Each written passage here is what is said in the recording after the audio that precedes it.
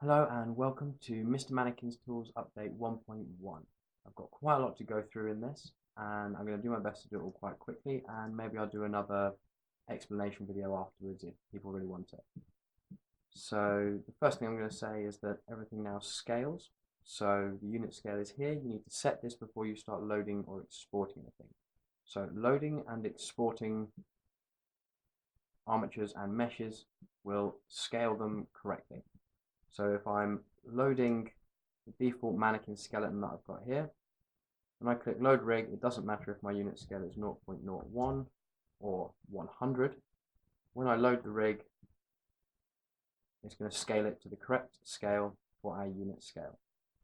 I prefer having a unit scale of 1, so that's what I like to use. And the same goes for exporting the armatures and meshes.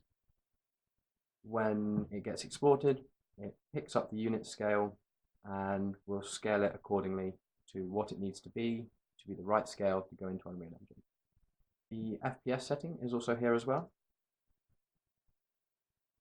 and that's used by the import animation script, which I'm going to get to in a moment. I also put it there because I kept forgetting to set it to 30 while I was testing the import script. So you've got your render FPS right there. This generally wants to be 30 for exporting to Unreal Engine. In order for all of these changes to work on mannequin rigs that you're already using from my add-on, you're going to need to update them, which is going to give them a bunch of properties so that I can manipulate them with the new rigging options that I've implemented. So to do that, there'll be an update rig button at the bottom of the stash panel when you have an Mr. Mannequin rig that can be or needs to be updated. If you click that, it should set everything up for it to work with all the changes that I've made in this update. There are a few things it might mess with. It might mess with keyframes on the mute value of the default constraints on the armature, because I've added in a mute default constraints boolean which will switch off all the constraints when I tell it to. This is really useful in the animation import script. So there's that. It might mess up. I would suggest clearing the transforms of the armature, so making sure the location, rotation, and scale are all at 0, 0, 0 and 1, 1, 1. So that's what the update script does, and hopefully it works. If not, that's going to be the top of my priorities for helping people fix, particularly if you've already got animations that are running on this mannequin. I don't want you to not be able to update because my update script's a bit funny. So if you have any problems with that, please let me know, and I will likely be able to throw some Python your way for you to run just as a text file in here to fix everything. And I think I totally forgot to mention that if you're updating from the previous version, you're going to need to resave all your meshes, because if you've been using my stashing system, I can't imagine too many people have got too many characters in this stashing system added in their own custom stash folders. But if you have been using it to save and load your characters from, you're going to need to reload all the characters that you've saved and then restash them. And I would do that before you click the update rig button as well. So if you're updating, you want to select the rig that you're going to be updating. You're going to want to reload all of the meshes that you have stashed for the rig, and then you're going to want to update the rig, and then you're going to want to resave each of those meshes, because there was a bug in the mesh loading script which was causing the armature to be removed when you were loading more than one armature with more than one mesh, and I fixed that, as well as changing things to be more specific to what rig it is. So if we have the mannequin rig selected, we can only load mannequin meshes, and if we have the gun selected, we can only load gun meshes. Now, importing the animations, let's go through the options first. We have batch import animations, and we have convert root motion, key controls, frame offset, and the folder we're going to be importing from. So let's go from the bottom up. First, I'm going to set the folder I'm going to be importing from this folder here, which is the test folder.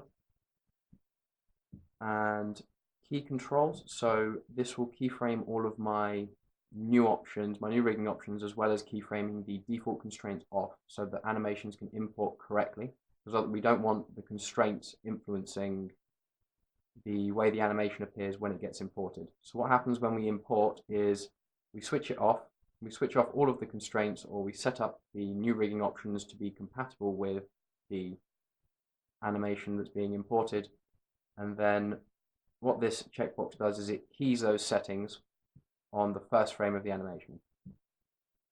Convert root motion. So when you're importing animation from Unreal Engine to Blender, all of the root motion on the root bone gets assigned to the object itself, to the actual armature object, and we really don't want that for root motion.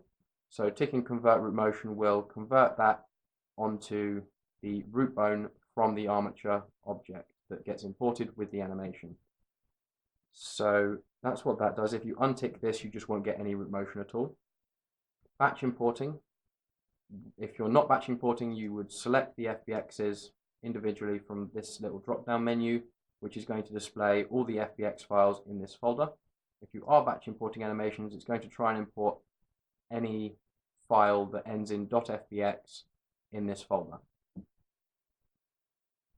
So let's hop over to Unreal Engine and I'll export a couple of animations. Let's grab the third person run and the third person walk.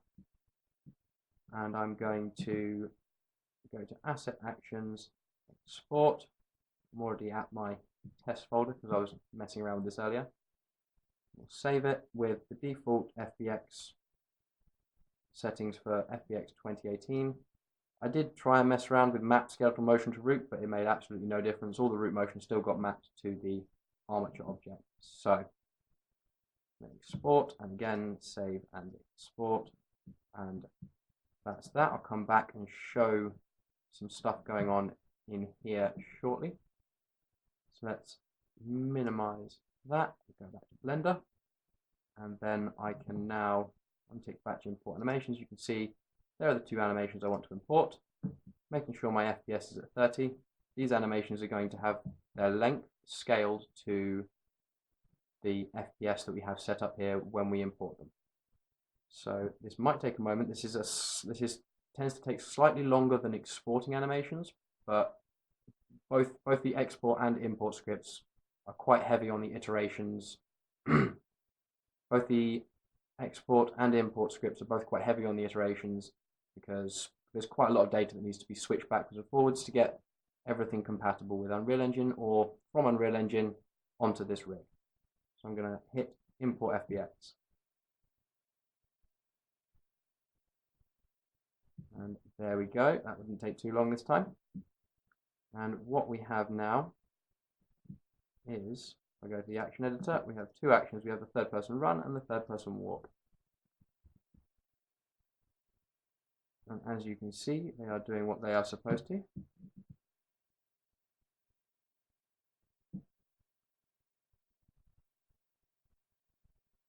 I currently have switchable Icare versus FK limbs on at the moment. I did this because I wanted to show that you can actually get the Icare targets to follow the animation that's coming in. If we had any other setting in here, I'm going to come back to this whole menu in a moment. I just forgot that I did this. So if we come back to these bits here, if we have anything set that isn't switchable, these Icare targets are just going to be null and void during this animation. So we're going to be using, we'll switch off all the constraints and we'll only be using the control bones to create this animation. If we're using switchable Icare versus FK, then we'll come through here. This is also a good demonstration because it shows that it's keyframed the mute default constraints and the use FK option down here on the first frame of the animation. So if we're switching between animations from Unreal Engine and animations created in Blender, it's going to set this to be what it needs to be for this animation. So you can always undo these keyframes if you want, or just not tick the key controls. That's just exactly what the key controls checkbox does. So let's load a mannequin mesh onto this armature. so we can actually see things a bit better. Now, if we press play, we have the walking animation. We also have the running animation. And these have all had their keyframes scaled. Now, there is something I do need to talk about with this. So, Blender doesn't really like having fractional keyframes. It can have them.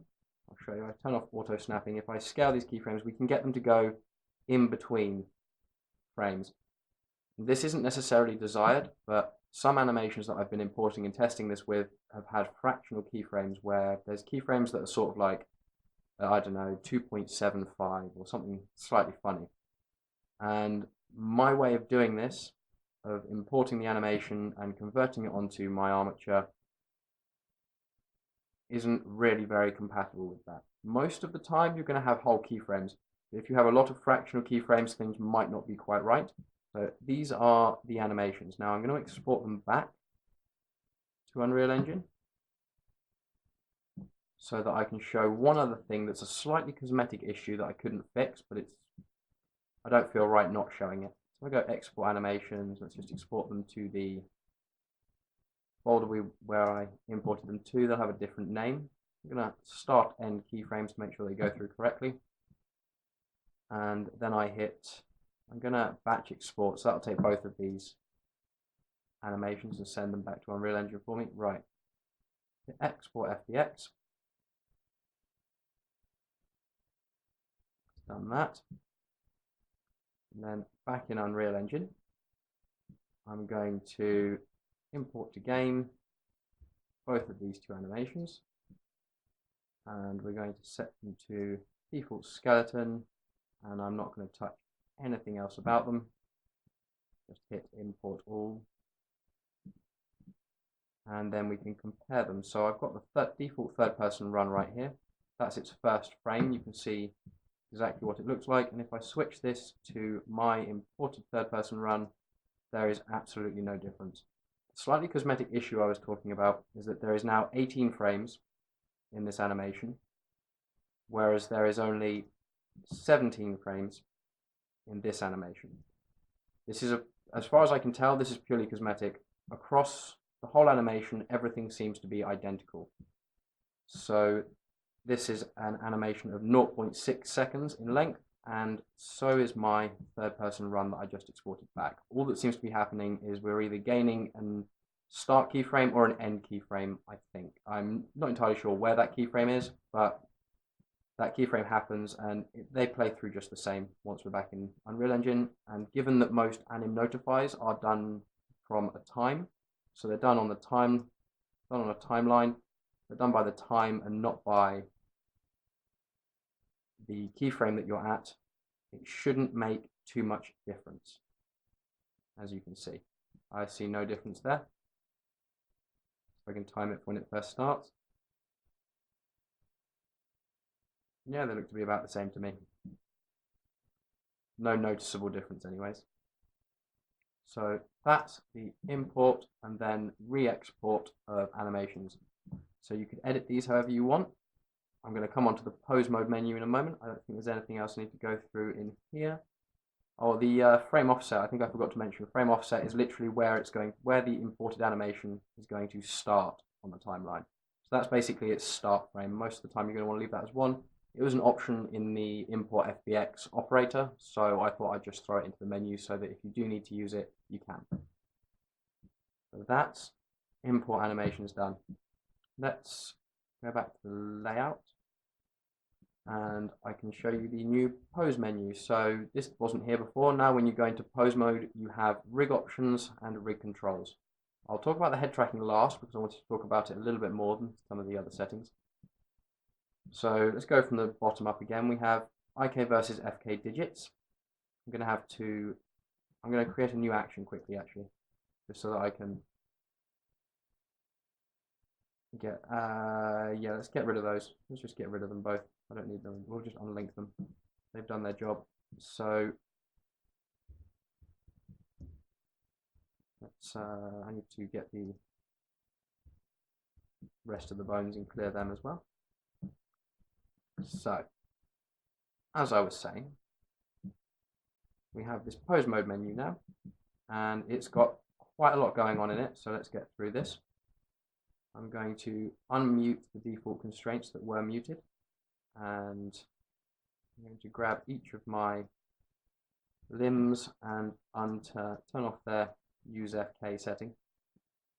So what we've got going on here, IK versus FK digits. I'll do this bit quite quickly because it's a little bit fiddly to explain how this works, but it does work. It's kind of a mash together of several different finger IK methods that I've found, and I've also added on a hand floor target. So there's a floor target for the hand, which is rotationally based, just like the others. So if you rotate the hand's floor target to roughly the same rotation as the hand itself, you should get quite flat, be able to get it quite flat, as you can see. So yes, that's finger controls. You can now, instead of just using the FK where we're controlling these bones here with copy rotation constraints, we can now also switch to using offset FK, which is a different but similar system. So what we've got is we've got fingers that are running through IK, so IK targets, which are here, these little red bones. And instead of controlling the copy rotations now, the control bones control the position of those IK targets. And we can scale the control bones, which have their scale locked on Z and X, so they only scale on the Y axis to pull that digit target in and cause the finger to curl. You can then set this to normal orientation. We can then rotate the IK generated by the finger around using the control bone as well. When you hit IK limits with this, it's going to jump out and pop a bit. You get popping motions like you saw, the finger popped out. If I rotate it too far one way or the other and the finger can't reach the IK target, you'll have that issue. But generally this is kind of a better system than controlling every digit individually. But the reason it's called offset FK is because all of these finger bones here are actually offset from a separate IK chain, and they're copying the rotation of it.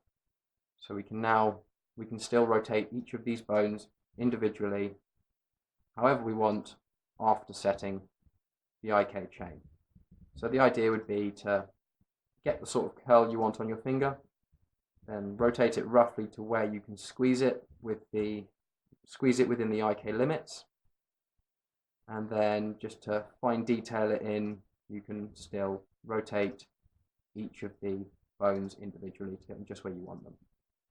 So that's the finger option that I've added. I would like to add in a switchable version for this, but I'm not quite sure how performance intensive that's going to be when it comes to animating with it, so I still need to do some testing on that. And I haven't actually finished, I noticed this just before I started recording, I haven't actually finished doing the IK stiffness and the IK limits for the thumb. I can remember them being a bit of a pain and being like, oh, I'll get around to it, and I didn't get around to it.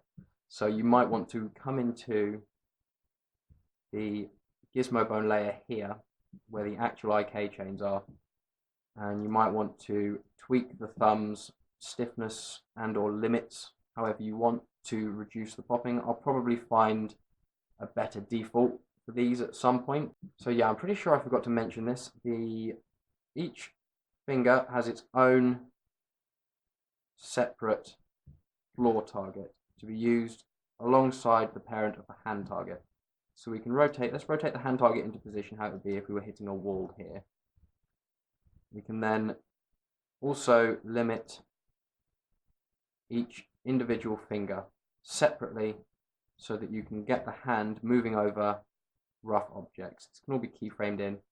So each digit has its own thing. This is particularly useful for climbing animations. So if your character was climbing on a rock wall, none of the fingers aren't going to be level on each rock. So you can put the floor targets wherever you want the fingers to be held, and then you can kind of have the hand target where the hand target's going to be and keep the whole hand in position and not falling down when you pull up. I would like to work a lot more on the hand's relationship with the floor, because I feel there's a lot that could be done with this floor target. So I'm going to experiment around with it, maybe like forcing the palm to have I could use IK to control the angle the palm holds in comparison to the floor target and the floor target's rotation, which could be really useful. Next, the switchable IK versus FK for limbs. So you've already seen this in action a little bit because I wanted to show on import of the animations that if you had switchable on, that you could get the IK targets to follow the animation, which was something I wasn't sure how I was going to do. And I could probably still do this in for the other options here, but currently that only works with the switchable IK versus FK.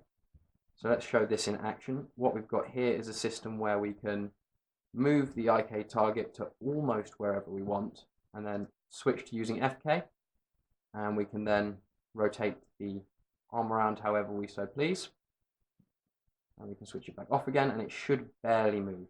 Sometimes there is a little bit of movement, which is why I've put in this IK rotation override.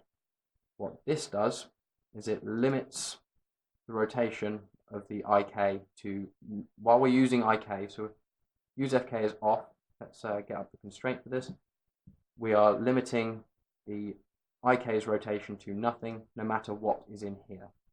Yeah?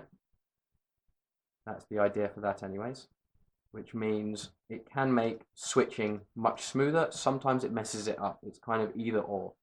Having the IK rotation override on means that while we're using IK, we cannot rotate or tweak the bone within the IK chain, which isn't necessarily desired, but a lot of the time it's not really needed. So the option's there if you want to use it.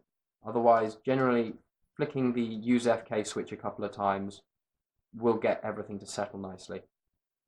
So we can rotate things within the IK stiffness as well. I'll explain that in just a moment. So we can position with IK, switch on FK, nothing should move, and then we can rotate the IK targets with the FK movements. Now these FK movements, you notice they're stopping. They are limited to the IK stiffness. So what happens is whenever this gets updated, which is whenever the keyframe changes or whenever you switch between using IK and FK, it sets the limit rotation values here to whatever is in the inverse kinematics stiffness. Stiffness and limits. So it sets it to the limits so that we can't use the FK to rotate outside of the IK's limits, which is a very desired thing. We don't want this being rotated outside of that limit because otherwise it won't settle properly. So if I switch FK off again, we're still in pretty much the same position. So yeah, that's IK versus FK, but switchable. There is also the option for offset FK, where we position, much like with the fingers, we position the IK, the arm how we wish within the IK chain, with its IK chain, generate the position, and then we can tweak it from there. You would still need to be either rotating the hand bone to control the hand, or because that copy rotation is offset by the pivot bone, you can just tweak the hand bone itself into position and that should work fine. And if you want, and yeah, with switchable as well, in switchable mode as well, if we switch to FK, we can also either have it offset. So if we use the hand bone as an offset, use the hand bone as offset rotation, when we switch back, it's not going to change. Or using FK, we can rotate the pivot bone to control the rotation of the IK target as well. So I really wanted to keep the hand's rotation completely offset from whatever the IK target's doing, and I've managed to achieve that. Okay, so now IK parenting. I went through this a little bit before in the covering video for the first release. Basically, independent IK is what I prefer to use, but it isn't very compatible with mirroring animation when the character is not facing forwards. So that's kind of the score with that. So we have the choice now. I got rid of the child of constraints that I was using for you to make the choice, and now you have actual options. You can choose between independent, parented, or switchable. Switchable, much like the IK versus FK, being switchable, it switches between whether we're using a parent, see the line being created there, or not using a parent. So you can keyframe these settings on and off. They should go through. From most of my tests, they've been going through. And when we're using FK, it switches off IK parenting if IK parenting is on. Oh, and when we're using FK, it switches off IK parenting no matter what we're doing, because that just means it's less bones for me to have to manage. And when we're using FK, there's not really a lot of point in using the parents, because the bones are essentially parented to the FK of the IK chain. Yes. So these rig controls down here, you can keyframe these. These rig options, you probably shouldn't keyframe. You should just choose what you're going to use and stick with it. The options are all there for you to choose from. And depending which part of the body you have selected, different things are going to show in the controls. So if I have any of the left arm here selected, then we have the left arm's IK influence, so the influence that the IK actually has, in case you need to keyframe that, and the twist influence of the hand as well. So twist influence of the hand, I mean the twist influence of the wrist. So this lower arm twist value here is being controlled by this, so we can keyframe that too if you need to. I generally leave it at 0.5. And then if I select the right arm as well, then we get the right arm's version of all these settings. Left leg, right leg as well, all the way down. And then we also have the torso settings too, which if you're not using the head tracking system, it's only the copy rotation that I like to use on Spino 2, so that I don't actually have to animate the damn thing. It's one less thing to animate, only tweak on the final stage. And now we come to the head tracking. So this is where things get quite interesting. So I didn't want to put a run-of-the-mill damp track to a target head tracking system in. I wanted to make something really interactive, something that really made the character move.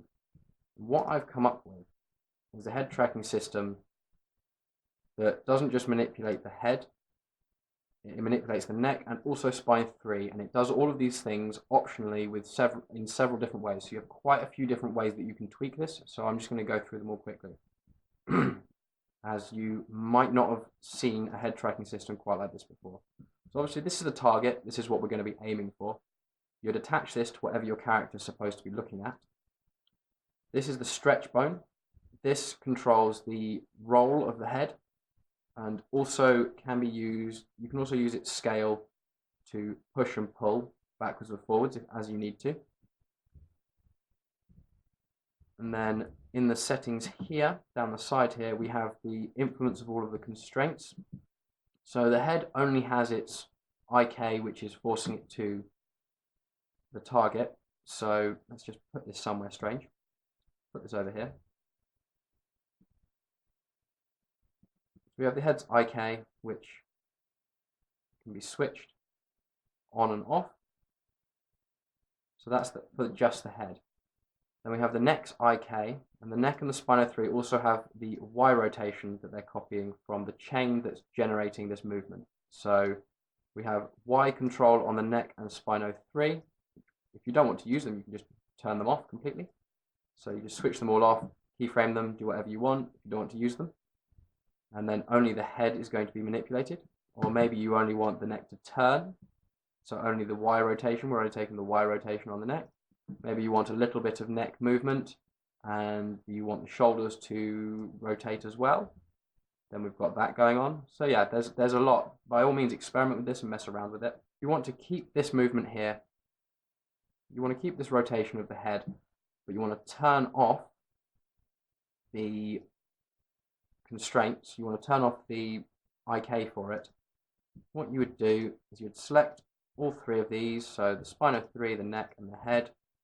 Before turning anything off, you would keyframe their visual location and rotation, and that means you could then turn off everything, and when you hit that keyframe, they're going to be in the position that they were at before. And that's about it for this add-on at the moment. Hopefully I'll come back in a month or so, have another video and a whole bunch of new content for it. Have a great day.